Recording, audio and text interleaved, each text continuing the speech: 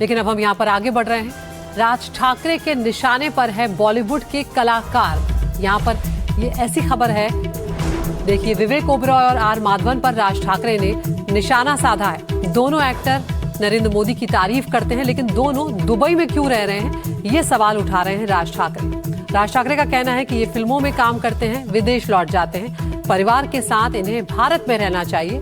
क्या देश पर इतना भरोसा नहीं है? राज ठाकरे ने कहा कि अगर इन लोगों को देश के प्रधानमंत्री पर इतना ही विश्वास है, उनसे इतना ही प्रेम है, तो ये लोग अपने परिवार समेत दुबई में जाकर क्यों रह रहे हैं।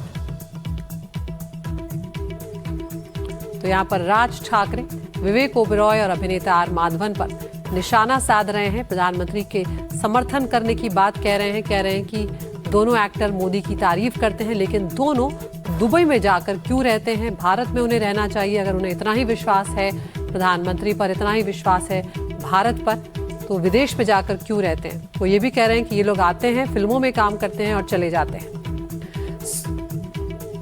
तो विवेक ओबरॉय और आर माधवन का नाम लेकर यहाँ पर राज ठाकरे ने ये निशाना साधा है और वो कह रहे हैं कि क्या देश पर इतना भरोसा इन लोगों को नहीं है, और अगर देश से इतना ही प्रेम है, प्रधानमंत्री पर इतना ही विश्वास है, तो अपने परिवार के साथ दुबई में जाकर क्यों रह रहे हैं, भारत में क्यों नहीं रहते। सुजाता द्विवेदी हमारी सहयोगी हमारे साथ जुड़ गई हैं। सुजाता, यहाँ पर ऐसे बहुत से कलाकार हैं जो भारत छोड़कर दूसरे देशों में जाकर रह रहे हैं, लेकिन यहाँ पर राज ठाकरे सिर्फ इन दो कलाकारों को ही निशाना साध रहे हैं। क्या इसके पीछे कोई खास वजह है, और ये कहां से ये लाइन आ रही है, क्या वजह है इसकी?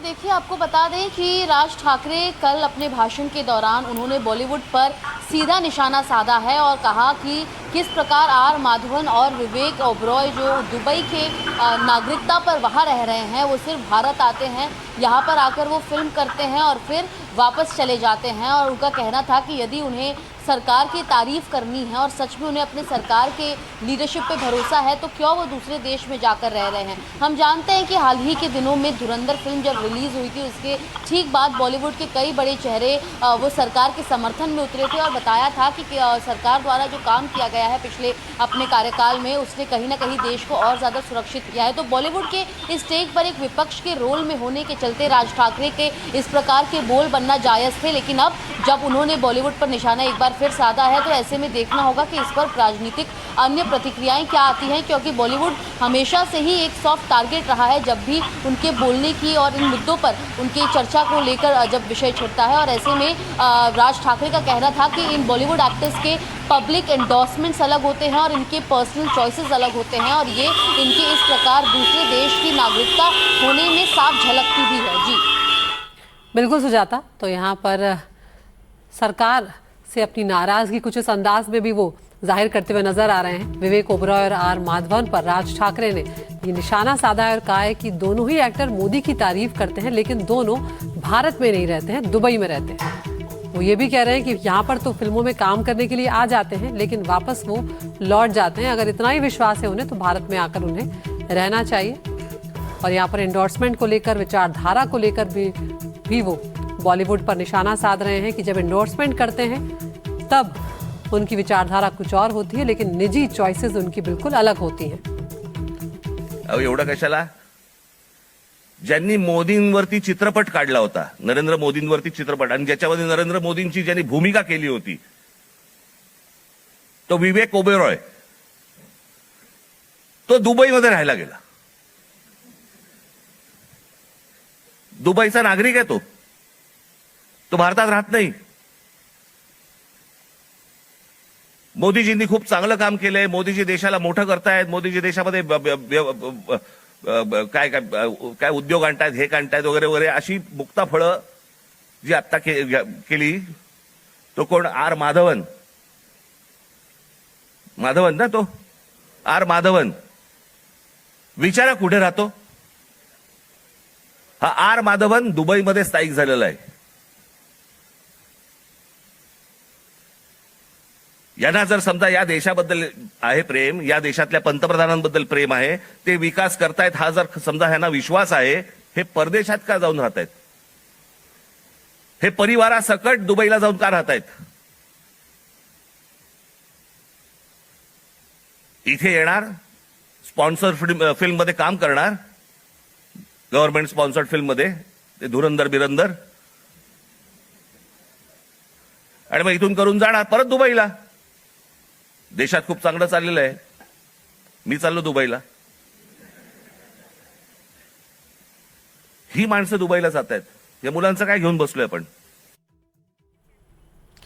और अब आगे बढ़ेंगे, बात करेंगे पप्पू यादव के खिलाफ शिकायत दर्ज हो गई है, राहुल गांधी के खिलाफ भी शिकायत दर्ज करवाई गई है। दोनों ही पर धार्मिक भावनाएं आहत करने का आरोप लगा हुआ है। राम मंदिर चढ़ावा चोरी का जो मुद्दा है वो लगातार गर्माता जा रहा है और उसको लेकर संसद भवन में जो विरोध प्रदर्शन हुआ उसके बाद विवाद यहां पर गर्मा गया है। बीजेपी की सांसद बांसुरी स्वराज ने दिल्ली पुलिस से शिकायत की है।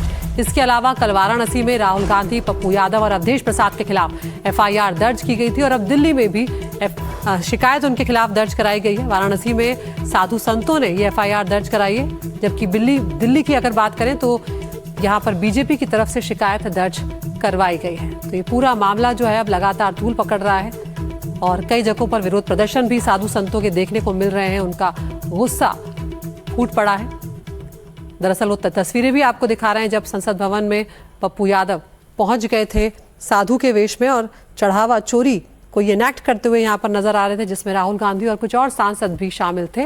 जिसके बाद अब बांसुरी स्वराज ने दिल्ली में इनके खिलाफ शिकायत दर्ज करवाई है और जब वो पहुंची है दिल्ली पुलिस के पास तब की तस्वीरें भी आपको दिखा रहे हैं और दूसरी एफआईआर वाराणसी में साधु संतों के द्वारा दर्ज करवाई गई है। अनुष्का गर्ग हमारी सहयोगी हमारे साथ जुड़ गई हैं। अनुष्का, यहाँ पर बांसुरी स्वराज पहुंची है शिकायत दर्ज कराने, क्या अपडेट उस मामले में मिल रहा है? क्या कुछ बांसुरी स्वराज ने आरोप लगाया है? बिल्कुल, जिस तरीके से हमने देखा मकर द्वार के सामने ही जितने भी एमपीज थे, पप्पू यादव, राहुल गांधी और अवधेश प्रसाद ने एक स्किट किया था जिसमें राम मंदिर में जो चढ़ावा चोरी हुआ था उसको पूरी तरीके से वहां पर इनेक्ट किया गया था। जिसके बाद से जो बांसुरी स्वराज है बीजेपी की सांसद नई दिल्ली से, उन्होंने पार्लियामेंट स्ट्रीट पुलिस स्टेशन के पास जाकर के अपनी शिकायत दर्ज कराई है। कहा है कि सनातन कल्चर का मजाक उड़ाया गया है और जो धार्मिक भावनाएं हैं उनको आहत की गई है। इस तरीके से रामलला की तस्वीर लेकर के, चंदे का डब्बा लेकर के इस तरीके से द्वार के सामने जो है वो प्रदर्शन नहीं करना चाहिए था, स्किट नहीं करना चाहिए था। जिस तरीके से वो स्किट की गई है, साफ तौर पर बांसुरी स्वराज की तरफ से ये आरोप लगाए गए हैं कि जो सनातन कल्चर है उसका मजाक उड़ाया गया है और साथ ही साथ जो धार्मिक भावनाएं हैं उनके साथ भी खिलवाड़ किया गया। सिर्फ इतना ही नहीं, हमने देखा वाराणसी में भी साधु संतों के द्वारा जो एफआईआर है वो दर्ज कराया गया है, जिसमें बिल्कुल सिमिलर आरोप जो है वो लगाए गए हैं कि सनातन कल्चर का मजाक उड़ाया गया है। रामलला की जो तस्वीर है उनके उसको जो है काफी सम्मान के साथ वहां पर नहीं रखा गया था, जिसकी वजह से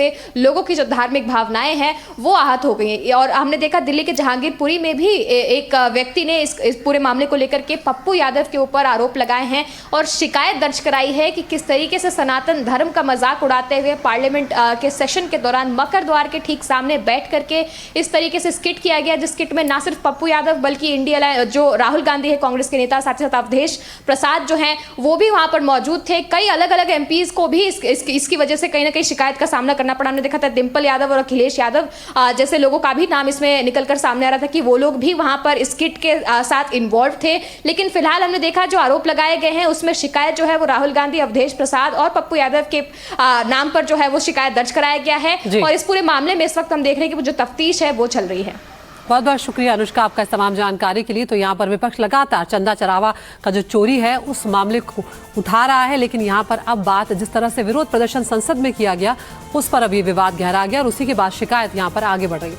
अब हम खबरों के सिलसिले में आगे यहाँ पर बढ़ रहे हैं। दिल्ली पुलिस का ऑपरेशन विस्टा 1.0 उससे जुड़ी खबर यहाँ पर सामने आ रही है। वीजा नियम तोड़ने को लेकर बड़ा एक्शन दिल्ली पुलिस की तरफ से अब लिया जा रहा है। ऑपरेशन के तहत 6 बांग्लादेश के नागरिकों को पकड़ लिया गया है। तो दिल्ली पुलिस का ऑपरेशन है ये ऑपरेशन विस्टा 1.0 और अब वीजा नियम अगर टूटते हैं तो उस पर बड़ी कार्रवाई की जाएगी। और फिलहाल इस ऑपरेशन के तहत 6 बांग्लादेश के नागरिक पकड़े गए हैं। सभी की डिपोर्टेशन प्रक्रिया शुरू हुई है। सभी डबल एंट्री वीजा पर भारत आ गए थे और तय समय सीमा से ज्यादा दिनों तक भारत में रहने का आरोप भी इन लोगों के ऊपर है और अब इन्हें वापस डिपोर्ट